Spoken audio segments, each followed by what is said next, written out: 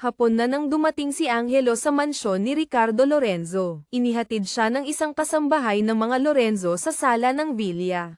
Bagamat may bahagyang pagkamangha sa mga mata ng kasambahay dahil sa itsura ng binata, nanatili itong mapagbantay, hindi inaalis ang tingin kay Angelo, hanggang sa bumaba si Ricardo mula sa itaas. Noon lamang umalis ang kasambahay. Si Ricardo Lorenzo ang tunay na ama ni Angelo. Ang huling pagkikita ng mag-ama ay 4 na taon na ang nakalilipas.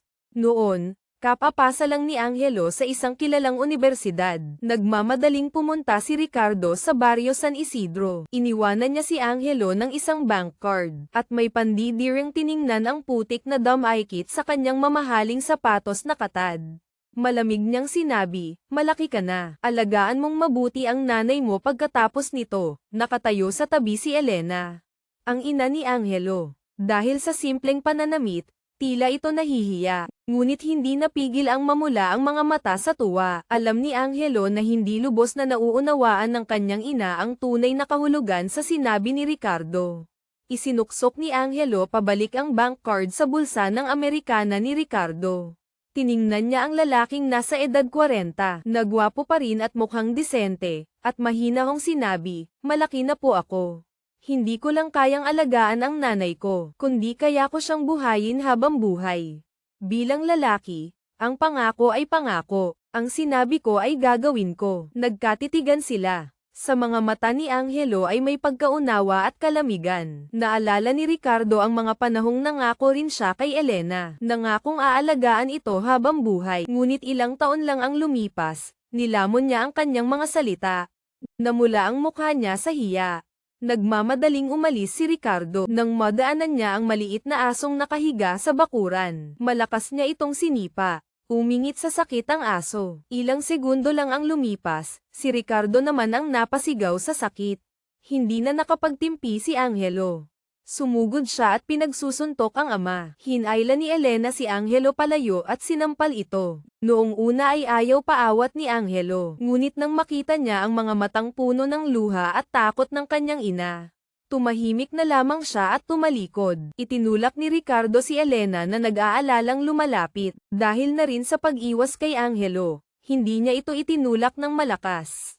Paika-ika siyang naglakad papunta sa kotse at umalis. Hinabol ni Elena hanggang sa tarangkahan. Ngunit ang nakita na lamang niya ay ang itim na kotseng mabilis na humarurot palayo. Mula noon, hindi na gumanda ang kalooban ni Elena. Kalaunan, na-diagnose si Elena na may kanser sa suso. Sabi ng doktor, maraming sanhi ang kanser, at isa na rito ang kalagayan ng emosyon. Lalo na sa mga babae, ang madalas na pagkikimkim ng galit at pamumuhay sa ilalim ng stress ay madaling magdulot ng sakit sa katawan.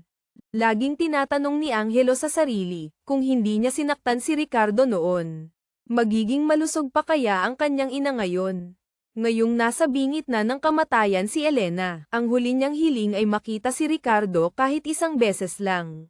Ito ang dahilan kung bakit naririto si Angelo ngayon. Yumuko siya at tiningnan ang makintab na sahig na baldosa sa kanyang paanan. Mahina siyang nagsalita, "Kung galit pa rin kayo sa akin, kahit anong gawin ninyo sa akin ay tatanggapin ko." Pero wala siyang kasalanan. Buong buhay niya, kayo ang laging nasa isip niya. "Nakikiusap po ako, puntahan ninyo siya kahit isang beses lang." 4 na taon na ang nakalipas. Hindi kailanman naisip ni Angelo na darating ang araw na kailangan niyang magpakumbaba at makiusap sa lalaking ito. Ngunit ngayon, ang kanyang tinig ay napakapayapa. Hindi siya nakaramdam ng kahihiyan o awa sa sarili. Mahirap na ang mabuhay. Paano pa kaya kung may malubhang karamdaman sa pamilya na nangangailangan ng napakalaking pera para mapanatili ang buhay? Sa loob ng maraming taon, mag-isang pinasan ni Angelo ang lahat. Ang kanyang kalooban ay naduraj na at muling binuo. Hindi na siya padalos-dalos tulad ng dati. Isa pa, kung ang pagyuko kay Ricardo ay makakatulong para matupad ang hiling ng kanyang ina. Para kay Angelo, sulit ito. Malinaw pa sa alaala ni Ricardo ang kaawa-awang eksena noon. Ngunit nang mabalitaan niyang malapit nang mamatay si Elena, ang pagkabigla ay nanaig kaysa galit. Magkaklase sila ni Elena noong high school. Noon, si Ricardo ay isang mayamang batang lalaki na napadpad sa maliit na bayan dahil sa isang pagkakamali. Samantalang si Elena ang beauty queen at top student mula sa baryo na nakapasa sa high school ng probinsya. Pinagtabi sila ng kanilang guro para matulungan ni Elena si Ricardo sa pag-aaral. Pagkatapos noon, nagmahalan sila. Nabuntis si Elena bago sila ikasal. Nangako si Ricardo na pagdating nila sa tamang edad, magpapakasal sila. Dahil sa pagbubuntis, hindi na nakapagkolehiyo si Elena. Si Ricardo naman ay nakapasa sa eksaminasyon. Nakarating sa mas malawak na mundo sa labas. At nakilala pa ang senyorita ng pamilyang De Leon. Isang pamilyang mas makapangyarihan kaysa sa pamilyang Lorenzo. Magkaklase sila sa kolehiyo. Nabuntis ang babae, at agad na pumunta ang pamilya nito para pilitin si Ricardo. Agad na tinalikuran ng pamilyang Lorenzo si Elena. Ang tanging hiling ni Elena para pumayag na umalis ay isama si Angelo. Isang pagkikita lang naman, papayag na sana si Ricardo. Nang biglang may umalingaw-ngaw na tawanan at biruan mula sa itaas. Automatikong napatingala si Angelo. Napakalaki ng villa. Ang dekorasyon ay marangya na parang palasyo. Napakataas ng kisame. Sa likod ng Berendilia sa ikalawang palapag ay may isang magandang babae kasama ang isang binatang mukhang mas bata ng kaunti kay Angelo. Nakangiting sabi ng babae, ang balita mula sa pamilyang Yanzon ay darating siguro sa loob ng ilang araw. Tiyak na ikaw ang mapipili. Mayabang na tiningnan ng binata si Angelo. Walang duda yun. Kapag nangyari yun, imbitahan na lang natin si Mr. Yanzon dito sa bahay. Kung gusto ni Papa na makipagnegosyo sa mga Yanzon, isang salita ko lang yun. Pero kung gagalitan ni Papa si Mama, hinding-hindi ko siya tutulungan. Bumaling ang babae kay Ricardo. Mahal, narinig mo ba yun? Ang bait-bait talaga ng Marco natin. Dapat purihin mo rin siya. Sumandal si Marco sa Berendilia. Papa, tapos na ba kayo dyan?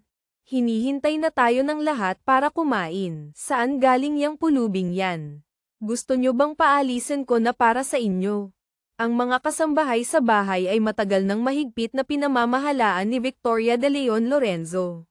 Kung walang pahintulot niya, hindi makakapasok si Angelo sa bahay ng mga Lorenzo. Ang pagpasok ni Angelo sa bahay ay dahil nagsalita si Marco. Matagal na niyang alam na mayroon siyang kapatid sa labas na taga-probinsya. Kaya gusto niya itong makita.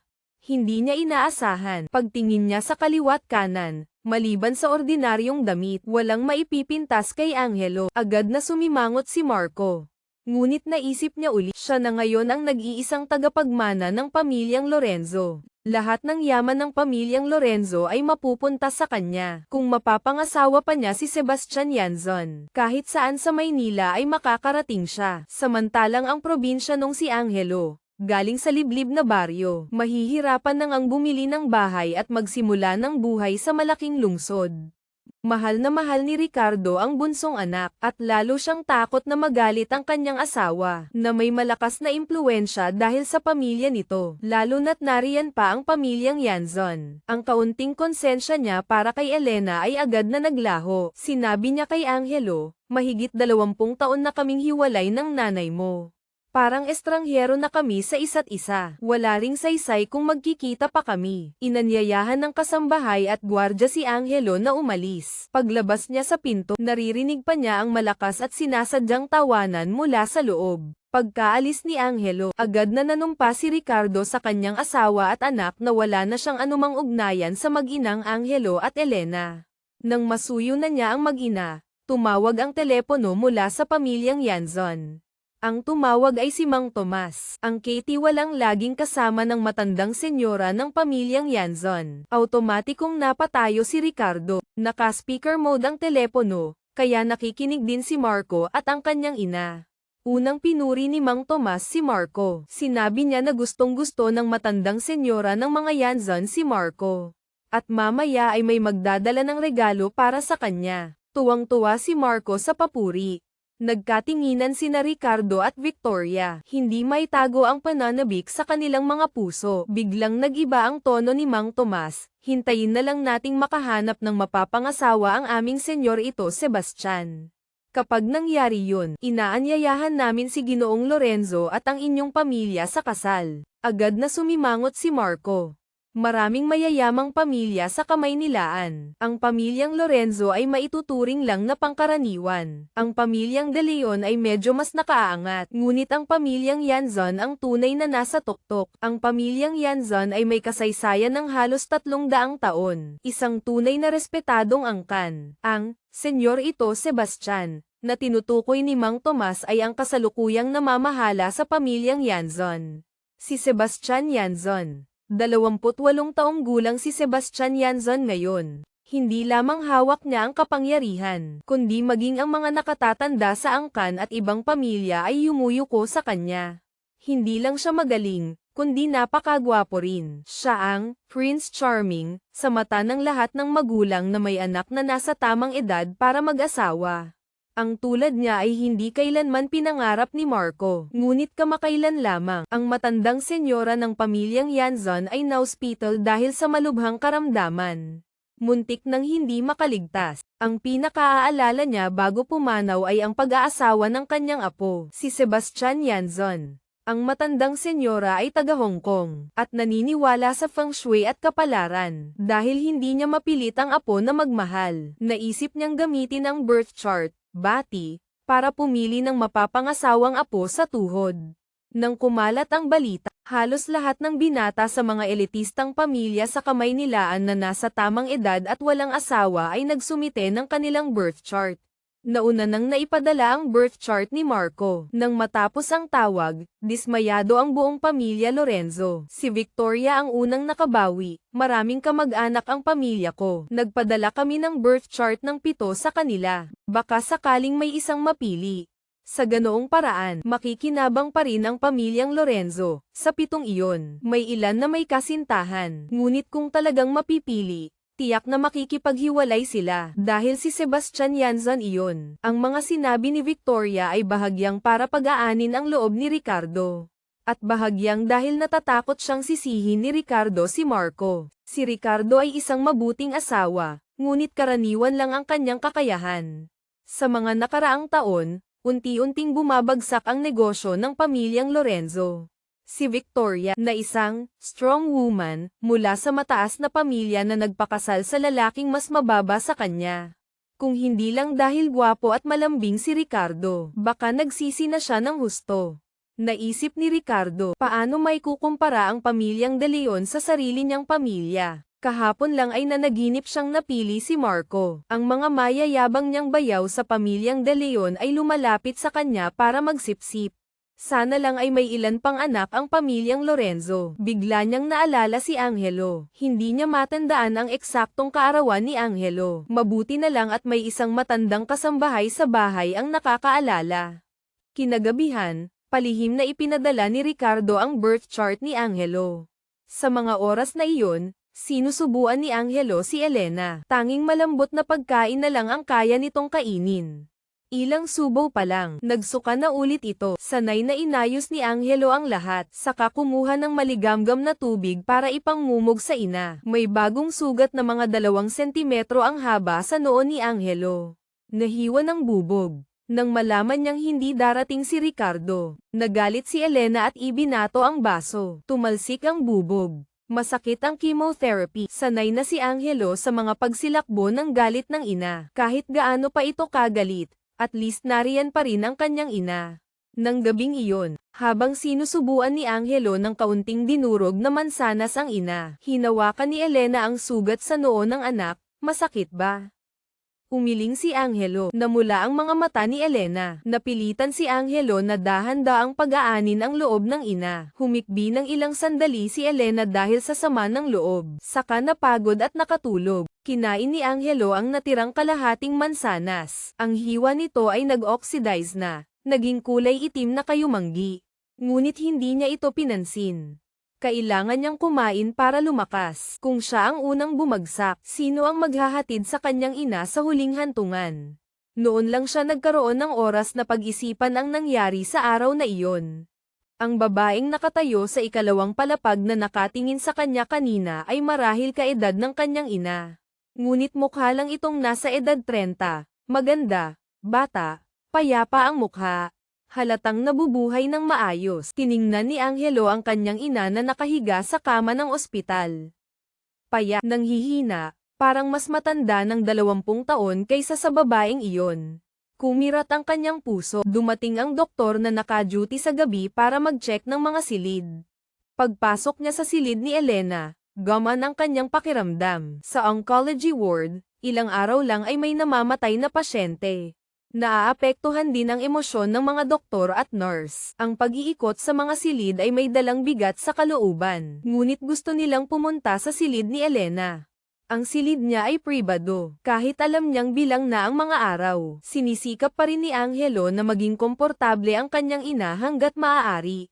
Kahit mahal ang pribadong silid, tinanggap niyang lumaki pa ang kanyang utang. Walang hindi kaaya-ayang amoy sa silid ni Elena. Laging nag-i-spray si Angelo ng kaunting banayad na pabango. Naglilinis ng maayos, at madalas na hinahawi ang kurtina sa paligid ng kama at binubuksan ang bintana para pumasok ang hangin. Ang pinakamahalaga, napakaganda ni Angelo. Maputi ang kanyang balat. Pino ang mga tampok ng mukha ngunit hindi mapatla. Isang uri ng kagandahang dalisay hanggang sukdulen. Tulad ng hamog o dahon ng willow sa ilalim ng sikat ng araw, malinis, dalisay. Kapag hindi nakangiti, mukha siyang medyo malamig. Ngunit kapag ngumingiti, kukurba ang kanyang mga kilay at mata. Mukhang napakabait, maayos siyang magsalita at kumilos, mahinahon, magalang, kalmado. Isang taong maganda na at madaling pakisamahan. Walang sino mang hindi magugustuhan. Mayroon pang ang gustong airto si Angelo. Kahit alam nilang wala siyang pera ngayon. Ngunit makikita ng matalinong tao na si Angelo ay isang taong karapat-dapat paglaanan ng buhay.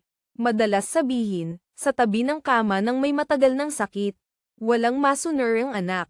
Panipi. Gayunpaman, kahit pabalik-balik sa ospital si Elena, si Angelo ay nanatiling maalaga, walang kahit isang reklamo. Nagtapos pa siya sa isang kilalang unibersidad, kaya hindi problema ang paghahanap buhay para sa pamilya sa hinaharap. Gwapo na, edukado pa, at may mabuting kalooban. Ang ganitong uri ng tao ay kinagigiliwan saan man magpunta. 3 araw ang lumipas, muling nakita ni Angelo si Ricardo Lorenzo.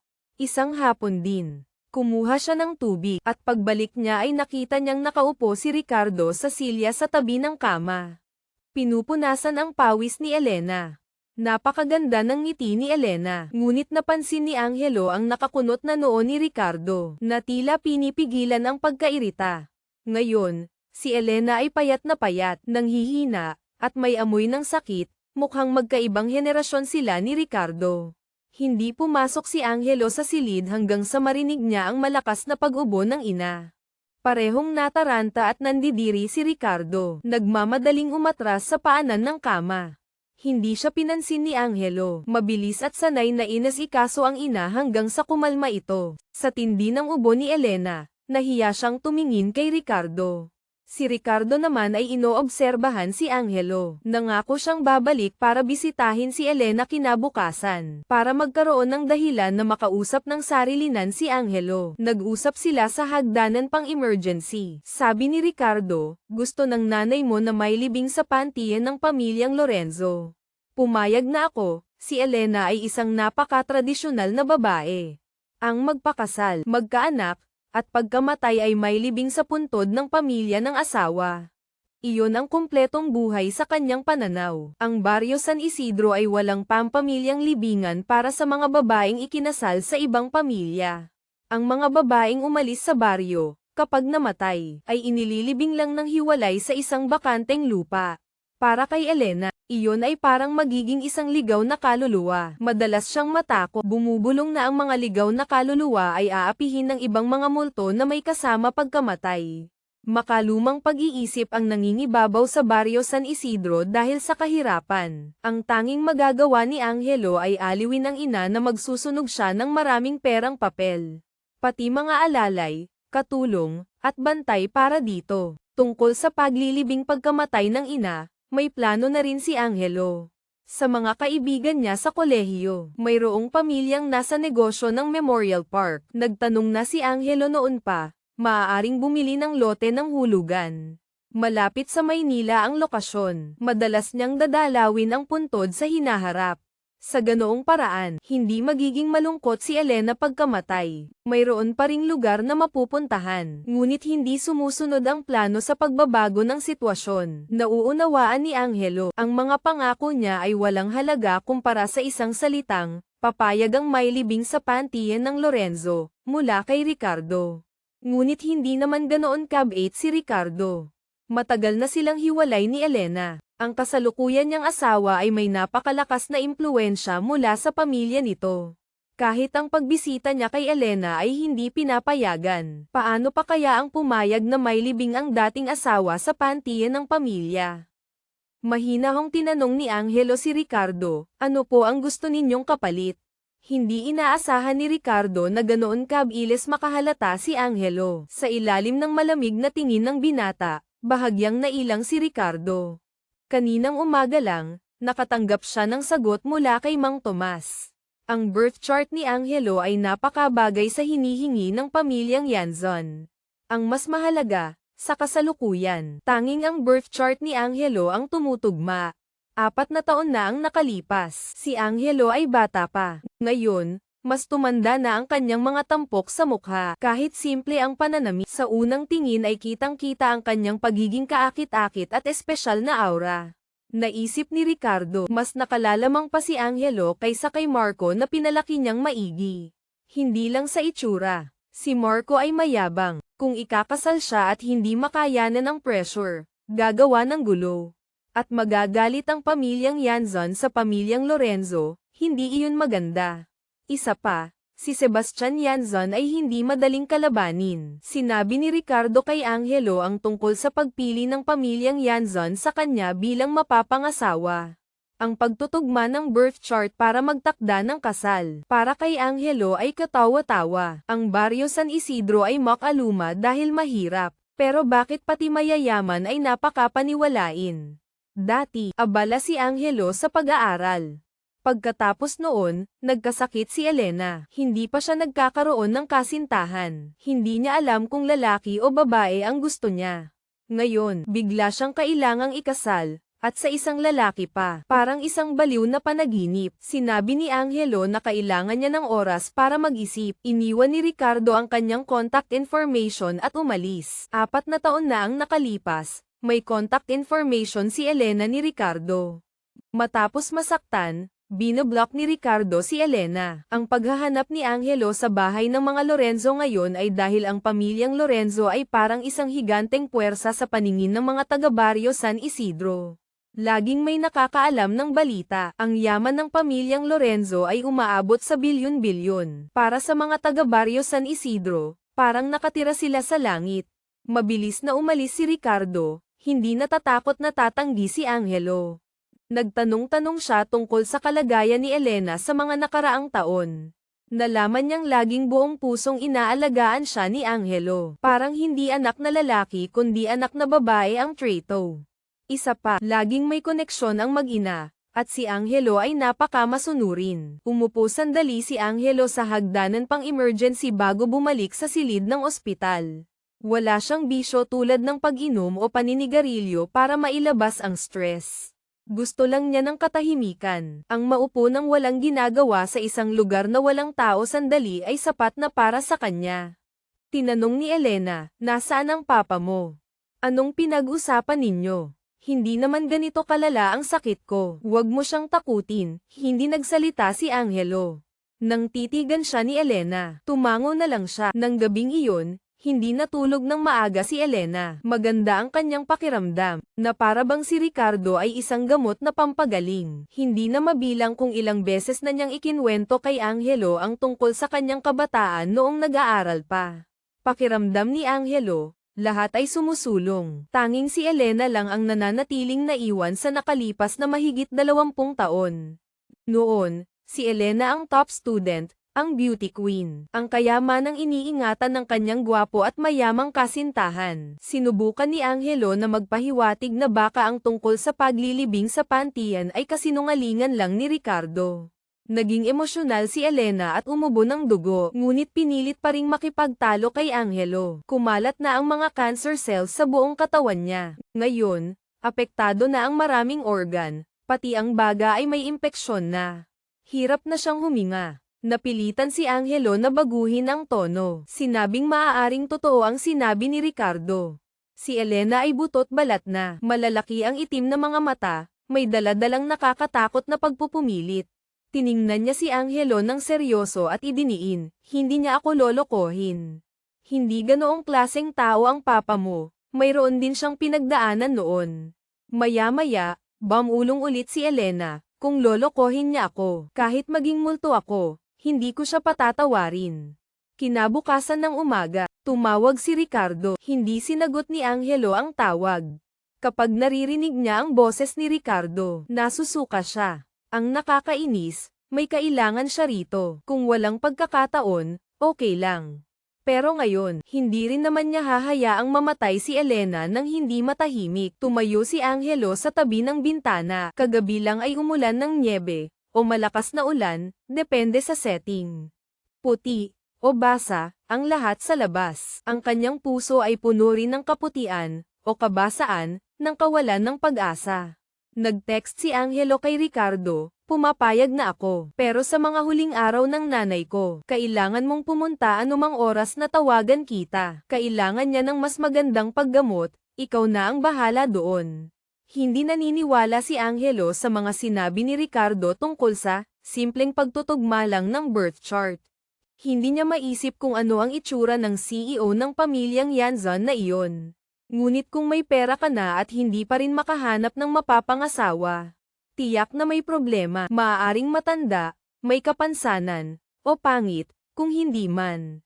May malalang kapintasan. Sinadya ni Angelo na isipin ang pinakamasamang posibilidad para may handa ang sarili sa Zinli Fangmian. Psikolohikal. Hindi siya nagtanong ng detalye tungkol sa CEO na Yanzon na iyon. Dahil wala naman siyang ibang pagpipilian. Si Ricardo naman ay ipinapalagay na si Sebastian Yanzon ay kilala ng lahat. Kaya hindi na siya nagpaliwanag pa. Nang hapong iyon, inilipat si Elena sa isang mas magandang ospital. Pribadong silid, mas malaki ng ilang beses kaysa sa dating silid.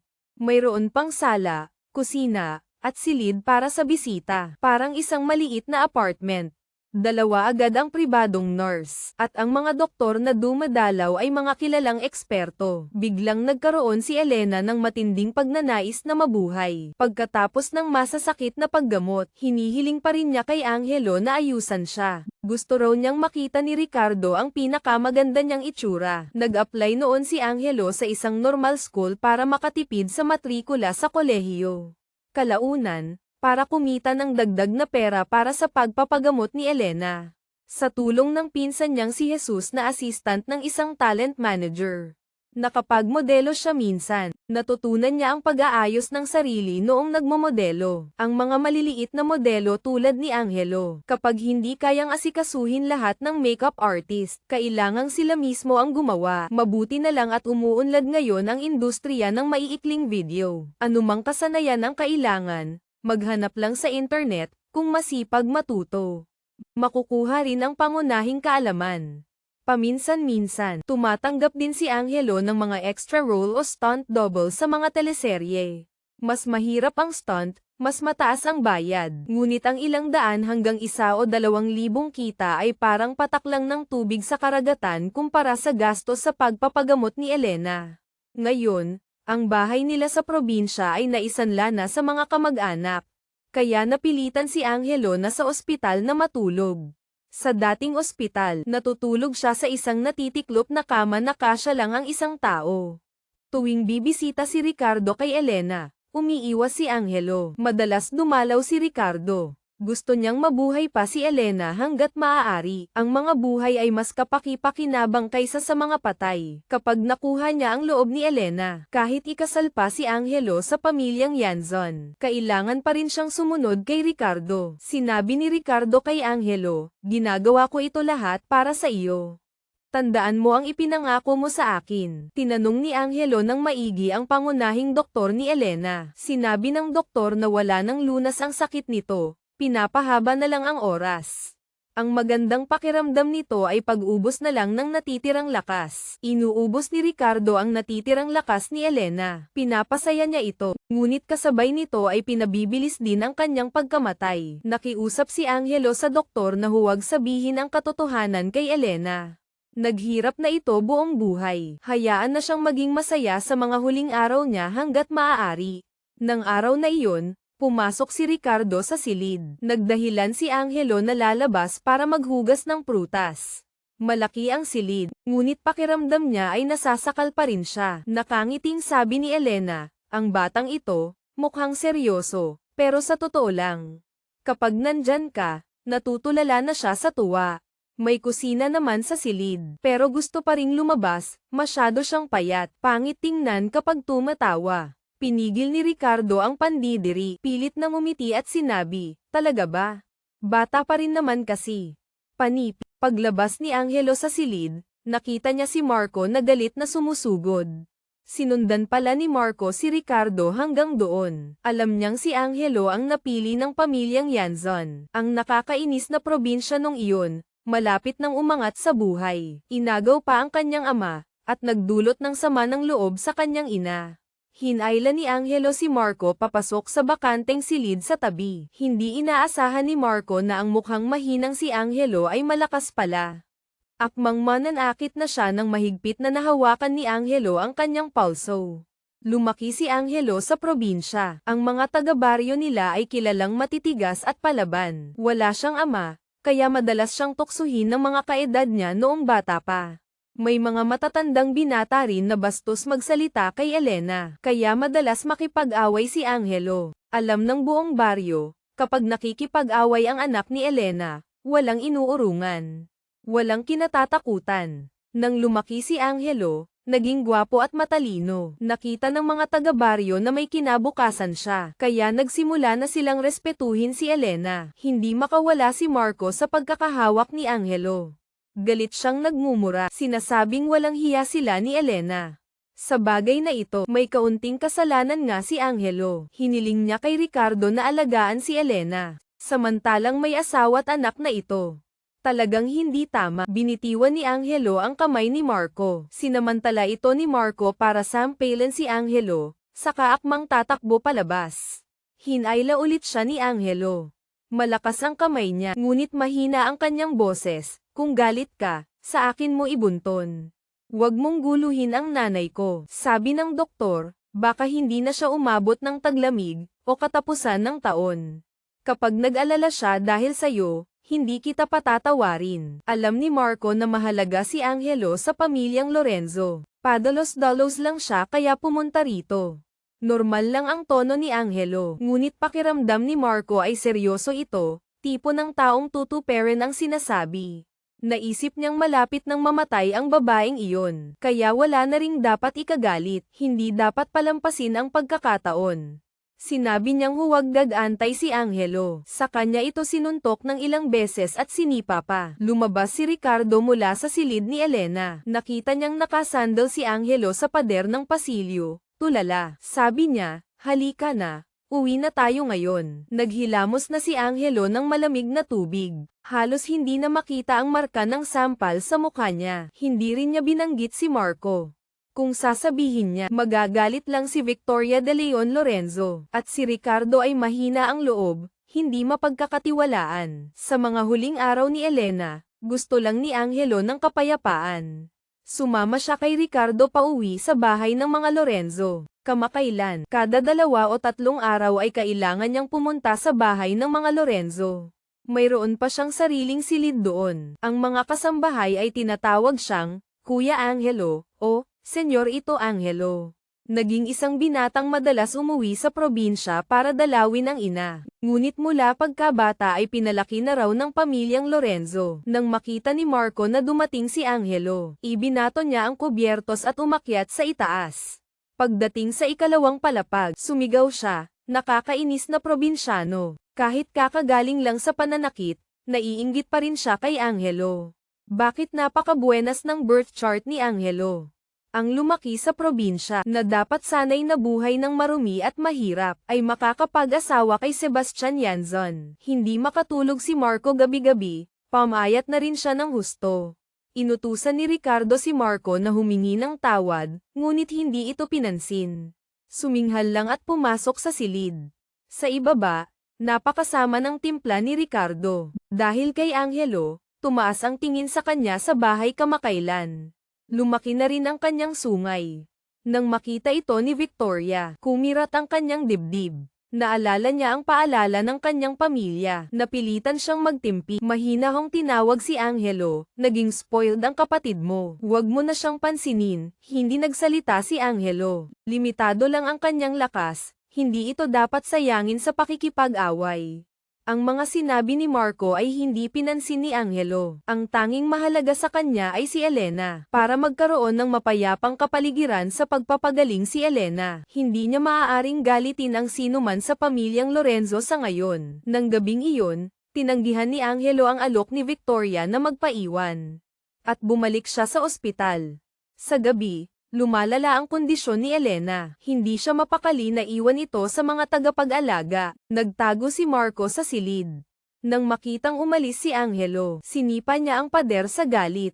Binuhusan niya ng tubig ang kama ni Angelo. Kung doon ito natulog, sa basang kama siya hihiga. Hindi niya inaasahang tuso pala ang isang ito. Isang hapon, mga higit 10 araw matapos lumipat si Elena ng ospital.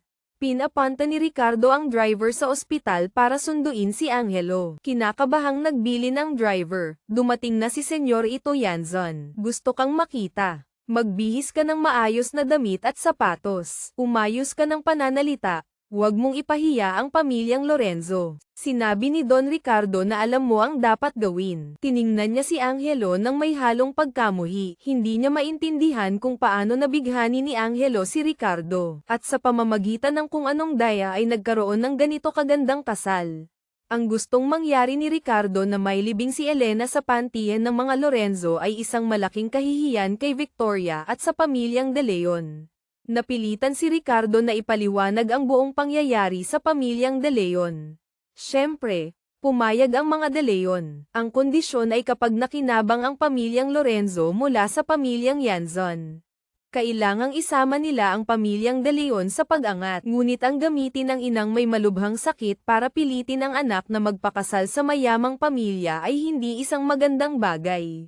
Kaya, maliban sa mga malalapit na tao sa pamilyang Lorenzo at De Leon, walang nakakaalam ng kasunduan ni Ricardo at Angelo. Ang akala ng mga kasambahay sa bahay ng mga Lorenzo ay sinuwerte lang si Angelo. Nakaupo si Angelo sa likod ng kotse. Sa tabi niya ay ilang paper bag na puno ng bagong damit at sapatos. Lahat ay mga mamahaling tatak. Pinili ito ni Victoria. Ang personal na damdamin ay kailangang isantabi para sa mas malaking interes. Itinuring niya si Angelo na parang isang plorang palamuti. Sa material na bagay, hindi siya madamo. Nagpalit ng damit at sapatos si Angelo. Nang malapit na sila sa bahay ng mga Lorenzo, itinaas ng driver ang harang sa pagitan ng unahan at likurang upuan. Nang tumingin siya sa salamin sa harap, muntik na niyang maitakbo ang kotse sa damuhan sa gilid ng kalsada. Maganda ang taste ni Victoria. Alam niyang mas simpleng damit, mas lalabas ang ganda ni Angelo. Nakasuot si Angelo ng simpleng polo shirt at khaki pants. Hindi pangkaraniwan ang tela. Maganda rin ang disenyo. Ang 3 bahagdang ganda ay maaaring maging 5 bahagdan. Lalo na't napakaganda na ni Angelo. Pinilit ni Victoria si Marco na maghintay sa labas ng pinto. Nang makita niyang papalapit ang maputi at magandang si Angelo, natulala siya. Puno ng inggit ang kanyang puso, ngunit kahit anong tingin niya, wala siyang makitang kapintasan. Nagkunwaring mabait na magkapatid. Inakay ni Marco si Angelo paakyat sa itaas. Nasa library si Senyor Ito Yanzon. Narinig kong napakagaling niya. Huwag kang magsasalita ng kung ano-ano. Maging masunurin ka lang. Naiintindihan mo. Pagkasabi nito, naalala niyang karaniwan naman talagang tahimik si Angelo. Sa puntong ito, hindi na nang-ahas si Marco na gumawa ng gulo. Paulit-ulit na siyang pinangaralan ni Ricardo at ng kanyang mga tiyuhin. Alam na niya ngayon ang dapat unahin, lalo na't napakahalaga ng araw na ito. Isa pa, kung makakaugnay ang pamilyang Lorenzo sa pamilyang Yanzon, tataas din ang kanyang estado at katayuan.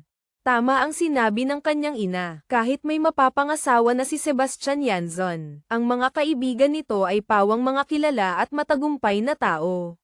Dati, paano siya makakalapit sa mga iyon? Kahit ang kanyang ama, para maimbitahan silang uminom, kailangan pa ng tagapamagitan.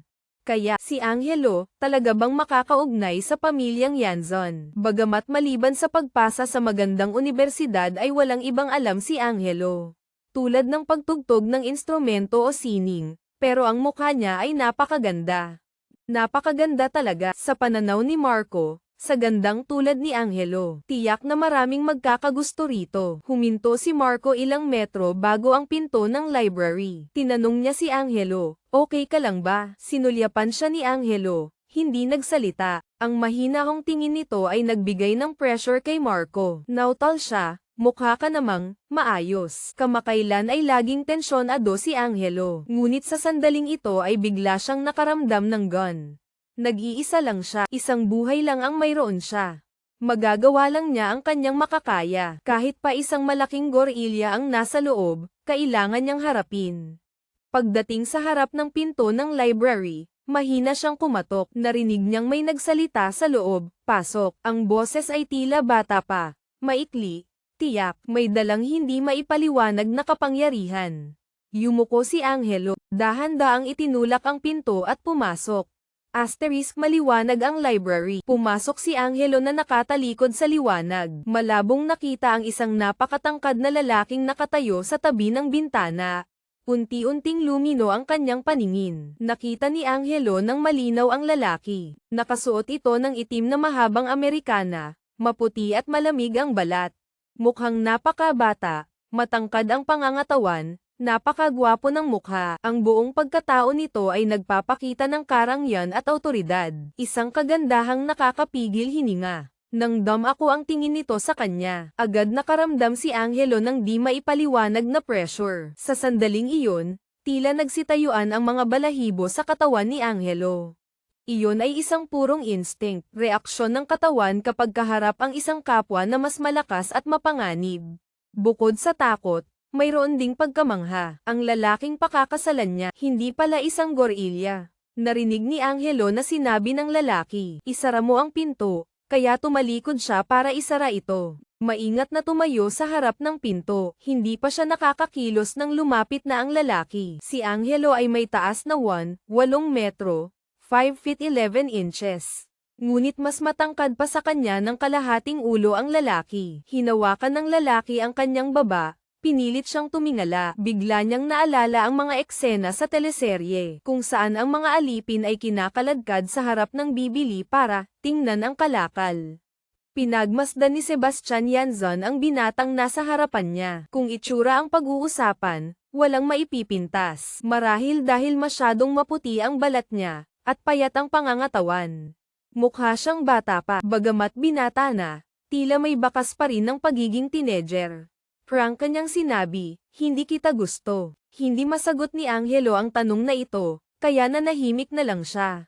Ang boses ni Sebastian ay natural ng malamig, at dahil sa maraming taon sa mataas na posisyon, lalo itong nagkaroon ng bigat na nakakagapi. "Pipi ka ba?" Hindi na malayang napakuyom ng kamao si Angelo. Pinilit na panatilihing kalmado ang boses, "Hindi po ako pipi." Masyadong tapat ang sagot na iyon, at mukha rin siyang mabait. Kaya bahagyang napangiti si Sebastian Yanzon. Ngunit ayaw niyang magmahal, at lalong ayaw niyang magpakasal. Wala siyang oras para sa mga ganoong bagay. Noong una, para lang hindi suwayin ang huling habilin ng kanyang lola, kaya siya pumayag sa pagtingin ng birth chart para pumili ng mapapangasawa. Kahit sino pa iyon, basta't masaya ang matanda, ayos lang. Kamakailan lang niya nalaman na nakakatayo pa pala at nakakalakad ang kanyang lola. Noon niya nalaman na nagkukunwari lang pala itong may sakit para pilitin siya. Hindi ito isiniwalat ni Sebastian. Natatakot na baka magalit ang matanda at lalong mapahamak. Maaga siyang naulila sa mga magulang dahil sa isang aksidente sa dagat. Ang lola niya ang nag-isang nagpalaki sa kanya. Laging niyang hinihiling na humaba pa ang buhay nito. Siyempre, hindi ito salungat sa katotohanang ayaw niyang magkaroon ng dagdag na estranghero sa tabi niya. Kaya, Gumawa ng paraan si Sebastian. Sinabi niya kay Angelo, 5 milyon. Tanggihan mo ang kasal sa pamilyang Yanzon. Si Angelo ay gipit na gipit sa pera. Napakagipit. Sa kasalukuyan, may utang siyang 576 na piso, 200, 5 milyon, halos 10 beses ng utang niya iyon. Ngunit may mga bagay na mas mahalaga kaysa pera. Noon lang naniwala si Angelo sa sinabi ni Ricardo. Totoo nga palang dahil sa malubhang sakit ng matandang senyora ng mga Yanzon. Bigla nitong naisip ang ikasal ang apo.